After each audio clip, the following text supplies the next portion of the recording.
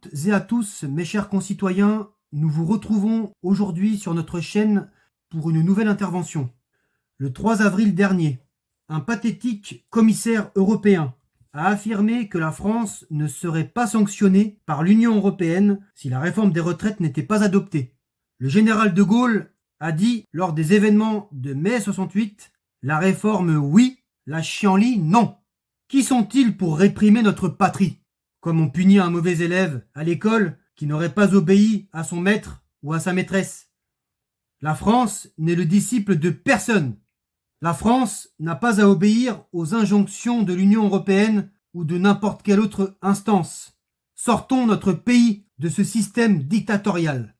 Ce régime politique est en réalité un parti unique, car il n'existe aucune opposition. Ils sont tous complices. Nous l'avons constaté notamment lors des motions de censure contre cette infâme réforme des retraites. Plusieurs d'entre elles ont été rejetées. Pourquoi ? Bien parce qu'ils sont tous main dans la main, à trahir le peuple français en permanence. Ce régime veut avoir les pleins pouvoirs.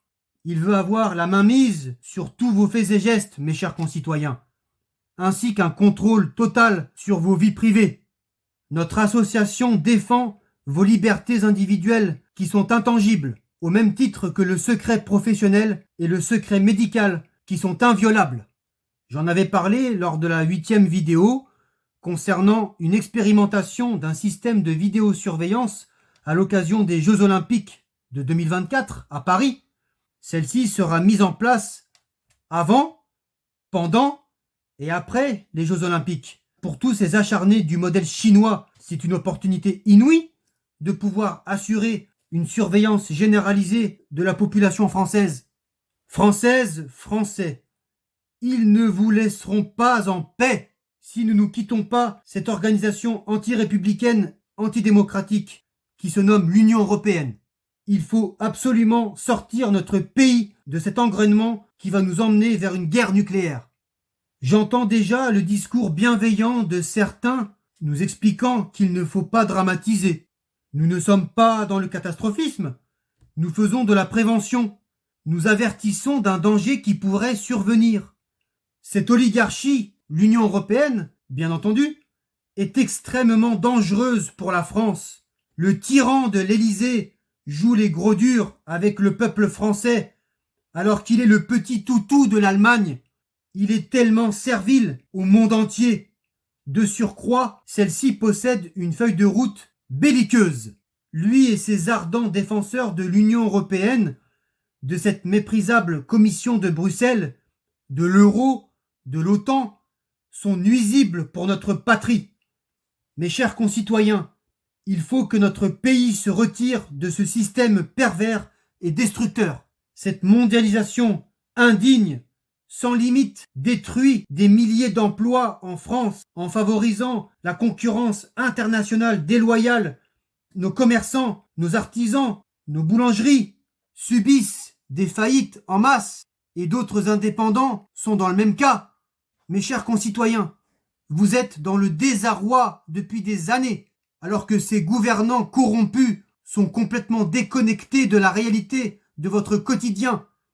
La France est humiliée et ridiculisée parce que nous avons depuis des années des polichinelles qui se succèdent tous les 5 ans, mandat après mandat. C'est intolérable. Mettons-les à la retraite. Toutes ces marionnettes qui ont fait de la France la risée du monde. Aujourd'hui, nous avons des débats qui n'auraient jamais dû naître, comme par exemple, faut-il interdire le voile ? Faut-il autoriser le jeûne, notamment dans le milieu du sport, pour des personnes de confession musulmane ? Faut-il encore rappeler à ces populations qu'elles ne doivent pas amener le désordre chez nous ? La France est une république laïque. C'est l'article 1er de la Constitution de la 5e République. C'est-à-dire que notre pays ne subventionne pas et ne reconnaît aucune religion. Cependant, chacun et chacune peut pratiquer sa foi dans le respect, la tolérance et la discrétion. Personne ne doit la revendiquer ni l'imposer à la France. C'est la liberté de culte. Ces personnes doivent se soumettre aux lois de la République française. Elles doivent vivre comme tout Français en respectant notre culture française et en s'assimilant à notre pays. Aucun signe d'appartenance à une religion ne doit apparaître dans l'espace public. C'est la loi de 1905. Nous rappelons que ce n'est pas à la République française de s'adapter aux dogmes religieux, mais aux religions de s'adapter à la France. Le prosélytisme est prohibé. Quant aux femmes voilées, nous n'en voulons pas. Chez nous, elles sont éligibles, électrices et libres. Les femmes n'ont pas à être masquées par un horrible tissu moyenâgeux. C'est contraire à nos valeurs. Nous avons comme symbole la liberté et l'égalité des sexes.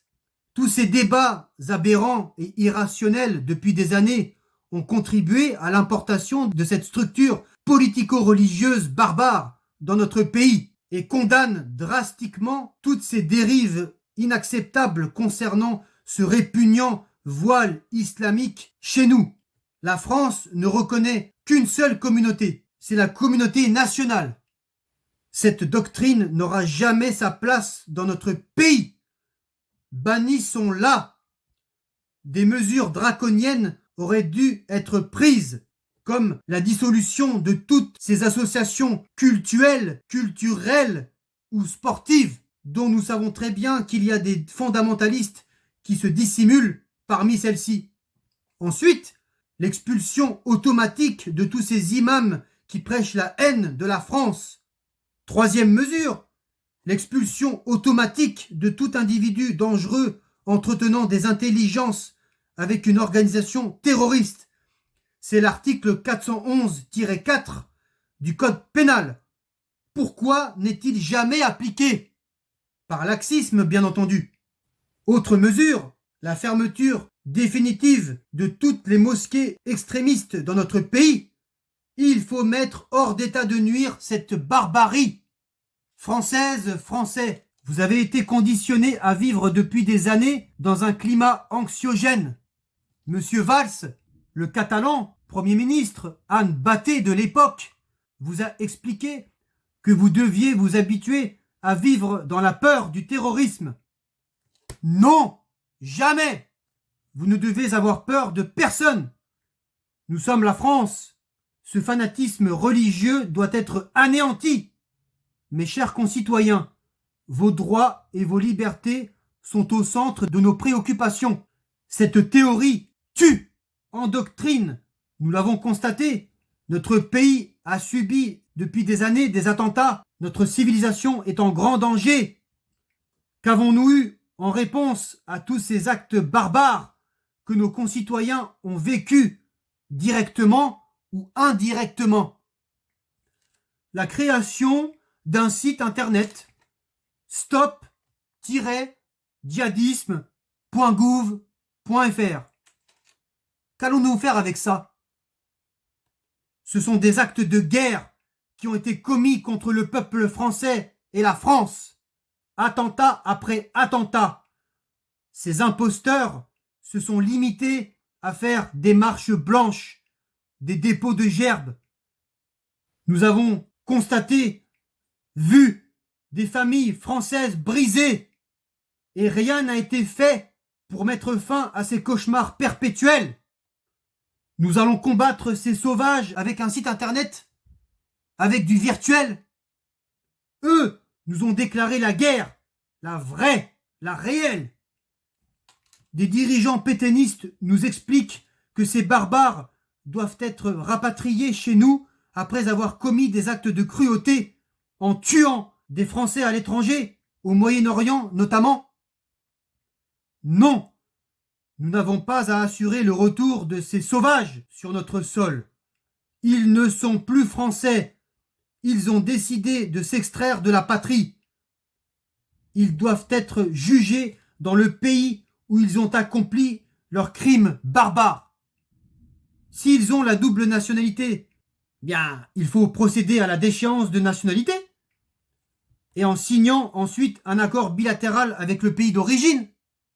Il faut expulser systématiquement ces sanguinaires dans leur pays d'origine pour des raisons de sécurité nationale et contre ce danger à l'encontre de notre civilisation.